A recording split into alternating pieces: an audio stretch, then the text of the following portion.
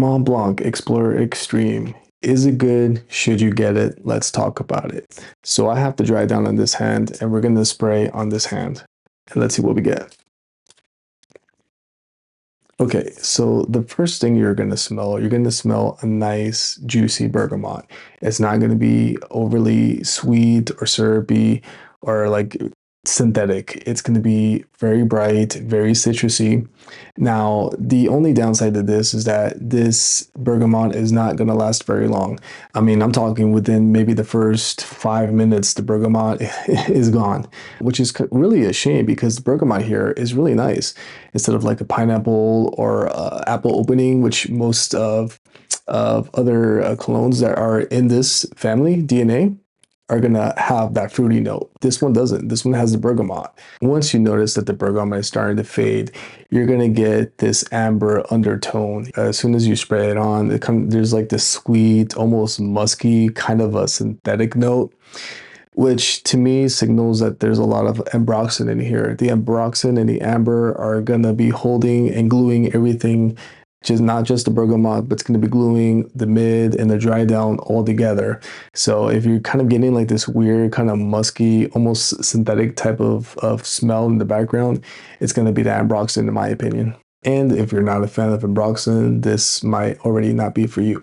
But the ambroxan here is going to make this jump out of your skin, at least in the beginning. And like I said, it's gonna glue everything all together. There is a licorice note here that is not listed on the notes breakdown. Now, I feel the reason that I am getting this licorice note is because of the amber and the ambroxan mixing together. It's giving off like this sweet, kind of warm, scent here that's very reminiscent to licorice. It feels like this fragrance is in a hurry to get to the dry down. It certainly opens up very fresh and citrusy, but it starts to really get kind of sweet, kind of dark, kind of thick. So if you think of it in terms of the original Explorer, this is going to be similar to that, but it's going to be a lot more thicker, a lot darker, and a little heavy on the woodsy amber. You're going to get a lot of the woods coming in fast. So you're going to get the birch-like woods, and you're also going to get some smokiness in here that is coming from the vetiver. So it's very safe to say that this is a patchouli and vetiver bomb. Overall, I have to say that this is not a new concept. This is not a new scent profile. This is something that's been around for quite a bit. So I think some will be disappointed because it's not really crossing the boundaries or trying to come up with something new. It's just doing its own interpretation to that Aventus DNA. I know a lot of people say that this smells similar to Sauvage Elixir, and I have a sample of Sauvage Elixir, and to me, this is not very close at all. There are maybe a little bit of similarities, it has like the amber sweetness in here, but the biggest difference in my opinion is that Sauvage Elixir is a lot more aromatic and spicy. It has cinnamon, it has lavender, it has nutmeg, notes that Explorer Extreme does not have. And those are the big differences in my opinion.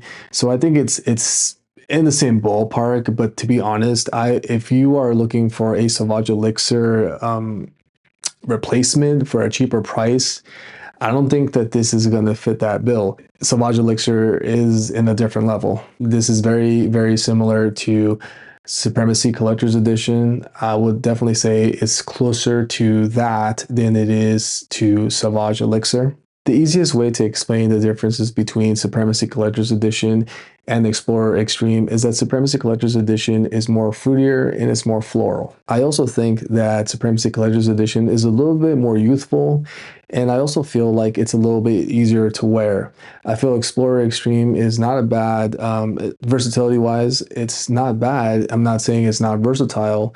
You could definitely wear that all year long, but the main difference to me is that maybe Supremacy Collector's Edition is a little bit more likable because it does have that amber woodiness to it, but it does kind of have that softness that's coming from the florals, that orange blossom, and then the fruity side to it. When it comes to performance, this is not a bad performer. Sillage, you're going to get pretty strong sillage for the first hour, but then after that, it's really going to be closer to skin.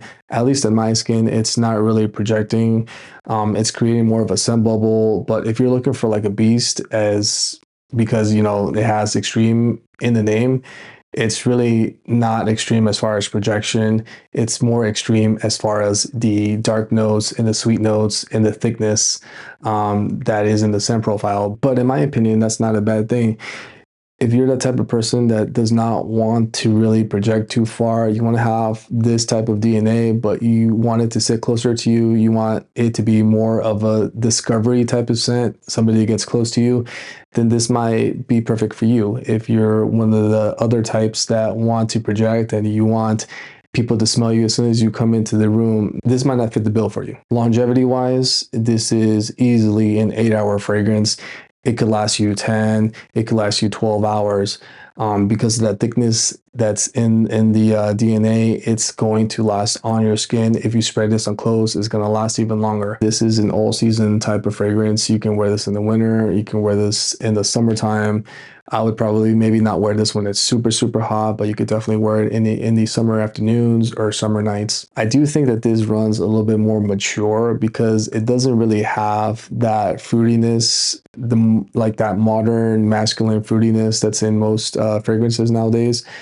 And it really doesn't have that citrus. It has the fresh bergamot in the opening, but that doesn't last very long. This goes pretty fast into the dark side. So what's my opinion of Explorer Extreme?